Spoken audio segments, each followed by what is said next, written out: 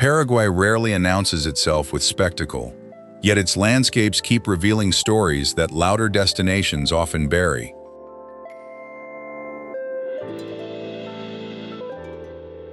Between enormous neighbors, this nation protects a character shaped by water, migration, endurance, and an extraordinary instinct for belonging.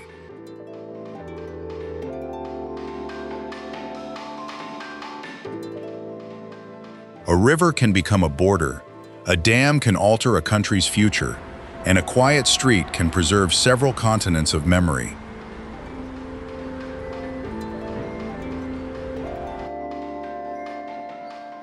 Here, modern ambition rises beside old customs without completely erasing the intimacy of everyday life.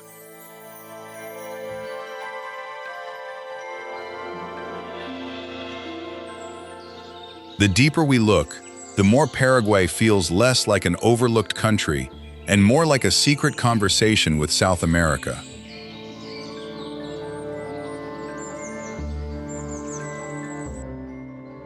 This journey follows the places where that conversation becomes visible, powerful, and unexpectedly moving.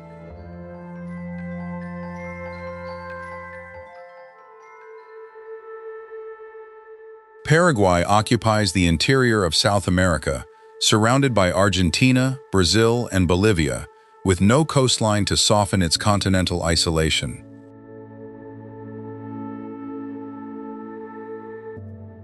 The Paraguay River divides the country into two contrasting worlds, the more populated eastern region and the vast western Chaco.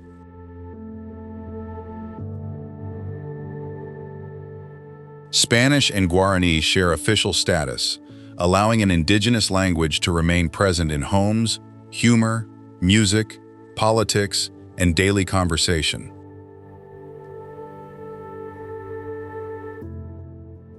The nation's identity carries indigenous foundations, colonial influences, immigrant traditions, and memories of wars that reshaped nearly every family.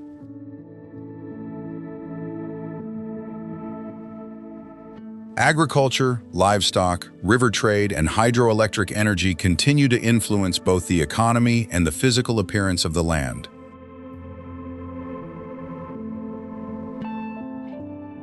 Yet statistics alone cannot explain the warmth found in public squares, family businesses, neighborhood gatherings, and meals that stretch beyond schedule.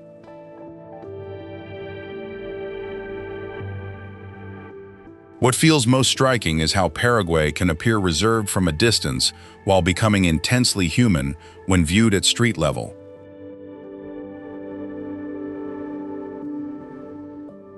To understand it, we must follow its rivers, cities, monuments, and communities, rather than judge the country by its silence on the world stage.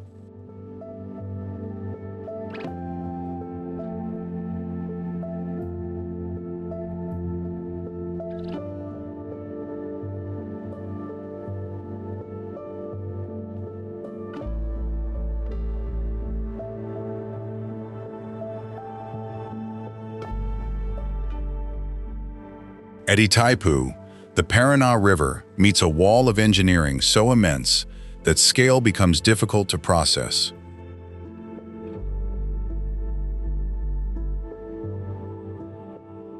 The hydroelectric complex is jointly operated by Paraguay and Brazil, turning shared water into shared infrastructure and complicated national dependence.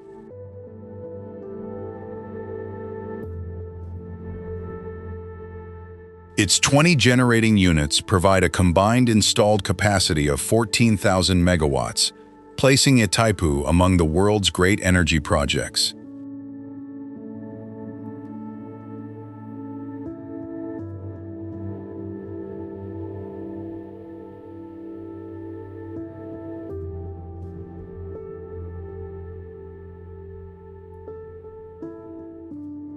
The San Roque González de Santa Cruz Bridge stretches across the Paraná like a deliberate line drawn between two national stories.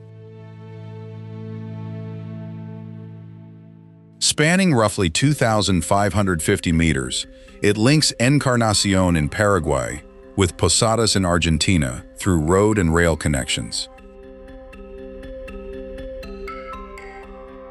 Its name honors a Paraguayan Jesuit, whose missionary history is tied to settlements on both sides of the river. Seen from a distance, the bridge appears elegant and almost weightless, despite the constant pressure of vehicles, cargo, commuters, and border controls. Every crossing carries more than traffic, because families, workers, students, traders, and travelers often organize their lives around this route. For residents of Encarnacion and Posadas, the opposite bank is foreign territory, yet it can also feel remarkably close and familiar. That contradiction gives the bridge an emotional depth that photographs rarely capture. It marks an international boundary while allowing ordinary routines to challenge the idea that borders completely separate people. Morning traffic reveals the economic importance of the connection as vehicles move toward offices, shops, schools, and markets. The binational train adds another rhythm, carrying passengers over the river, while immigration and customs procedures define the legal passage. Below, the Paraná moves with an indifference that makes political lines seem temporary. Above, engineering turns distance into a journey measured in minutes rather than hours. There is something quietly affecting in watching strangers cross toward responsibilities, reunions, purchases, and possibilities invisible to the camera. The bridge also frames Encarnacion from the water, offering the city a dramatic entrance that few inland destinations possess. At sunset, the structure changes character as hard concrete softens into silhouette and reflected light. Night brings another transformation, with moving headlights tracing temporary paths between the two shores. The scene can feel celebratory, but long queues and border delays remind travelers that connection is never completely effortless.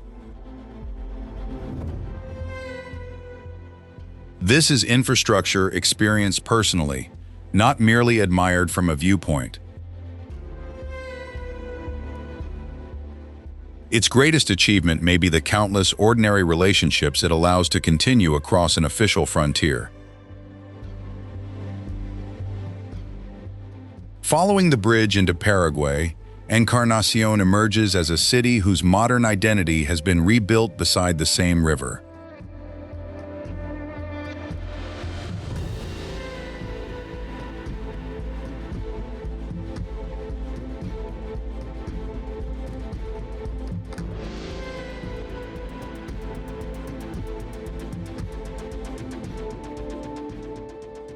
Encarnacion greets the Paraná with open promenades, beaches, parks, and a confidence that immediately challenges old images of inland Paraguay.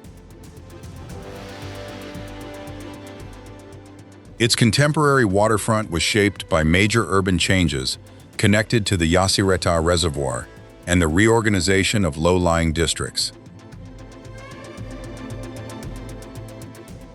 The Costanera transformed the city's relationship with the river, creating long public spaces where movement, leisure, and civic identity meet. Instead of turning its back on the water, Encarnacion presents the river as a shared stage. Cyclists, runners, families, vendors, and young couples give the shoreline a rhythm that changes from morning brightness to evening calm. The beaches introduce an almost coastal atmosphere, an unexpected sensation in a country without access to the sea. That illusion is part of the city's charm, yet the deeper story lies in how carefully public life has been reorganized around the waterfront. Modern avenues and landscape spaces suggest renewal, while older neighborhoods and memories reveal that transformation always carries a human cost. This tension prevents Encarnacion from becoming merely a beautiful postcard. The city was founded in the 17th century, but its current appearance belongs to a far more recent chapter. Past and present overlap in street patterns, religious traditions, commercial activity, and the continuing influence of the nearby Argentine border. Local businesses benefit from visitors and cross-border movement, giving central districts an energy that can feel more international than expected. During major festivals and summer events, Encarnacion becomes one of Paraguay's most animated urban destinations. Yet quieter moments may reveal the city more honestly. Empty morning sand, a fisherman near the water, or families sharing shade after sunset. Those scenes carry a warmth that comes not from spectacle, but from public space being genuinely used. The waterfront also allows the city to breathe, opening wide horizons where buildings no longer dominate every frame. Watching the skyline across the Paraná creates a subtle awareness that another country begins just beyond the water. Encarnacion seems comfortable with that proximity, absorbing foreign influence without surrendering its Paraguayan identity. Its most impressive achievement is not a single landmark, but the way an altered landscape has become a new center of collective life. From this bright southern city, the journey turns north toward Asuncion, where Paraguay's political memory and urban contradictions become far denser.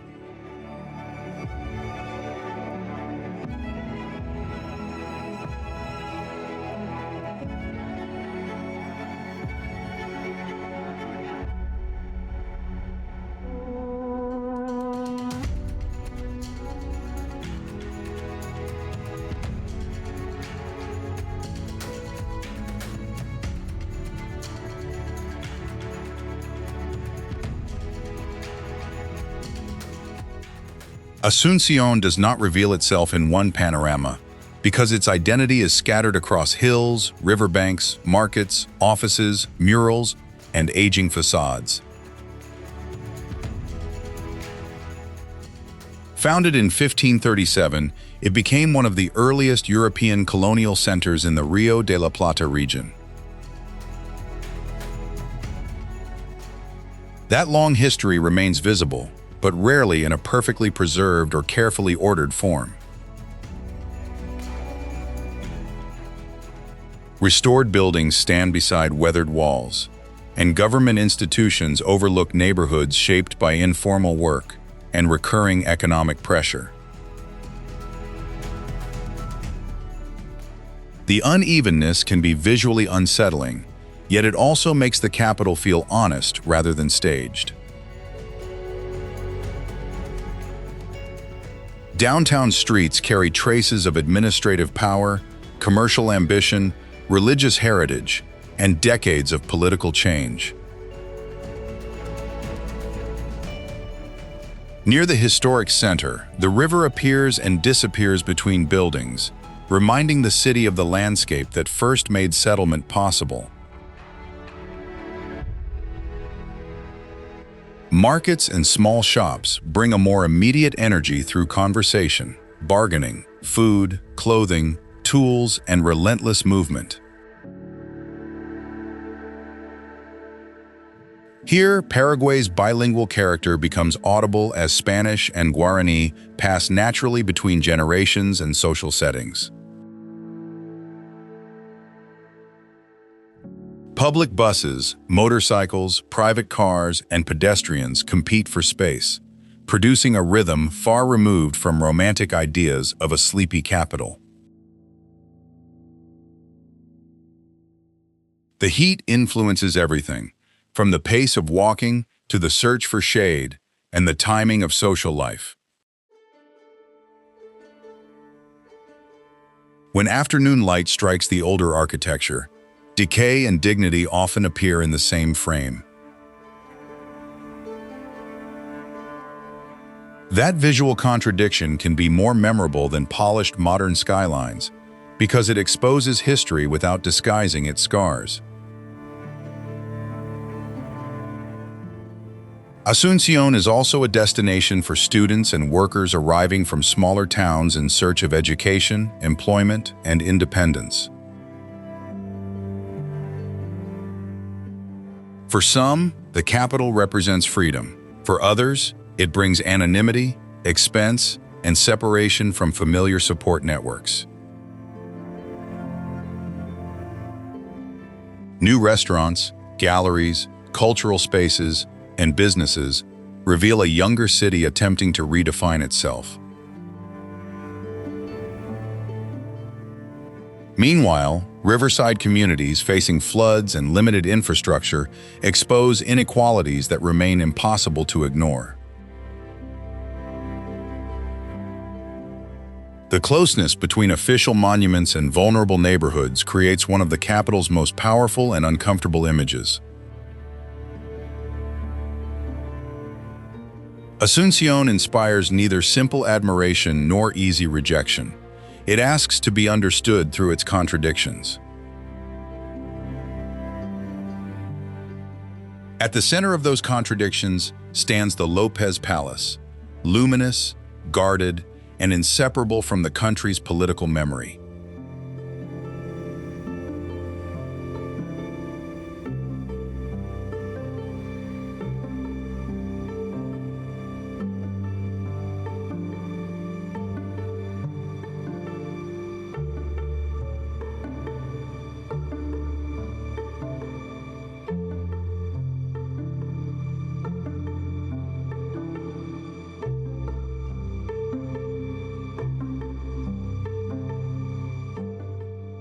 The Lopez Palace rises near the Paraguay River with a symmetry that immediately separates it from the disorder of surrounding streets.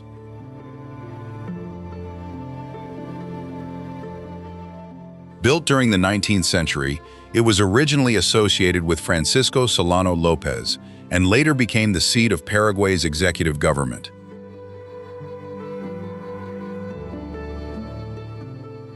Its pale facade, arched windows, towers, and formal gardens project authority through balance, rather than overwhelming size.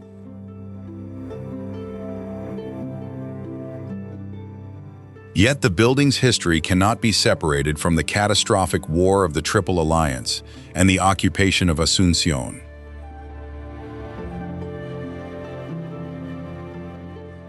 That knowledge changes the way the palace is seen, turning elegant architecture into a witness to national trauma.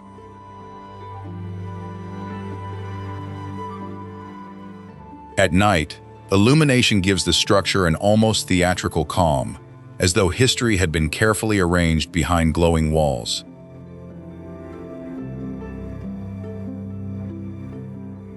The effect is beautiful, but the silence can also feel heavy when one remembers how violently Paraguay's 19th century ended.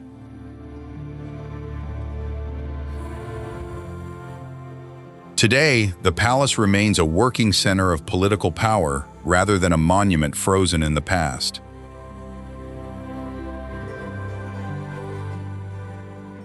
Ceremonies, decisions, protests, and expectations continue to gather around its symbolic presence.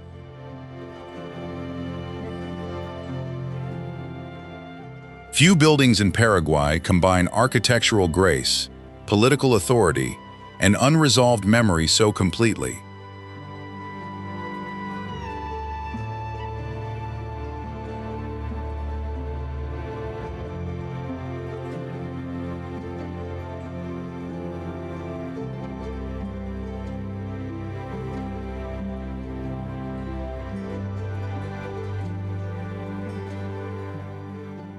Hohenau introduces a different Paraguay, one marked by German immigration, productive farmland, organized streets, and cultural memory carried across oceans. The settlement was founded in 1900 and became the first of the communities later known as the United Colonies of Itaipu.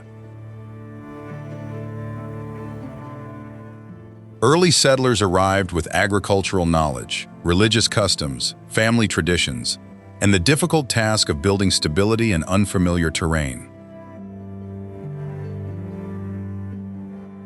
Over generations, those inherited practices mixed with Paraguayan realities rather than remaining untouched replicas of Europe.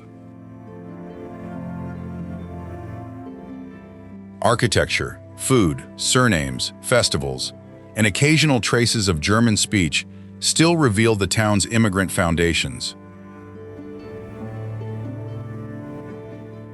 At the same time, Spanish and Guaraní place Hohenau firmly within the wider social landscape of Paraguay. The surrounding fields and cooperative traditions reflect a culture that connected community survival with disciplined agricultural work. There is a restrained dignity in this landscape, where history appears through routines rather than grand monuments. Hohenau also invites more difficult reflection, because immigrant history includes both stories of hope and darker 20th century associations that should not be romanticized.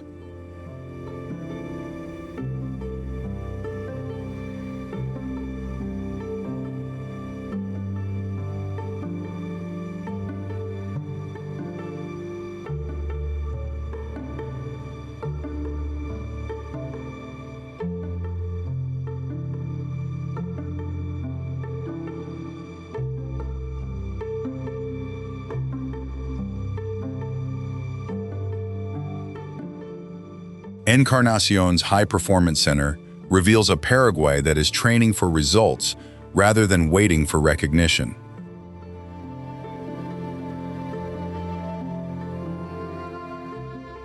Its facilities support athletes preparing for regional, national, and international competition across multiple sporting disciplines.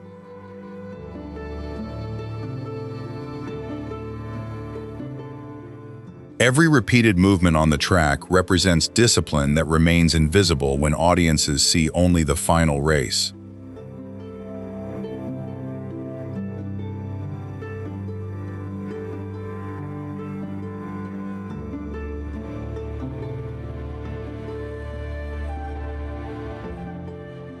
San Alfonso Church offers a quieter kind of landmark, defined less by scale than by the community gathered around it.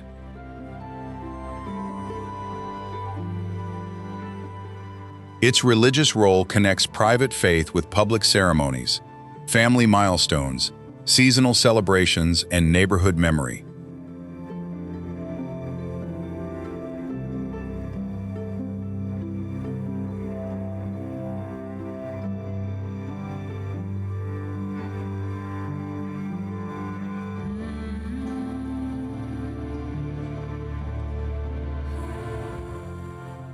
Travelers should confirm current visa, passport, and vaccination rules before departure because entry conditions depend on nationality and recent travel history.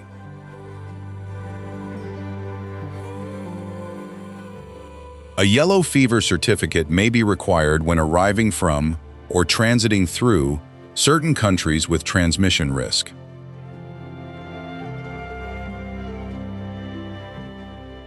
Keep the immigration stamp or digital entry record secure, since missing documentation can create delays or fines when leaving Paraguay.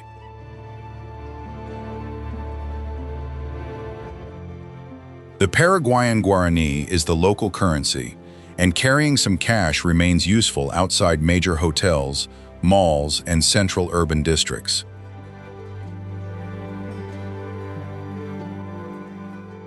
Spanish is widely used, while learning a few Guaraní greetings can make everyday interactions warmer and more respectful.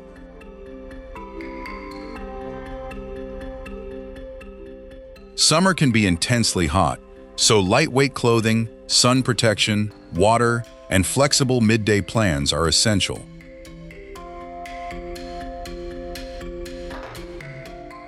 Road conditions vary greatly, and unpaved routes can become difficult after heavy rain, especially beyond the main cities.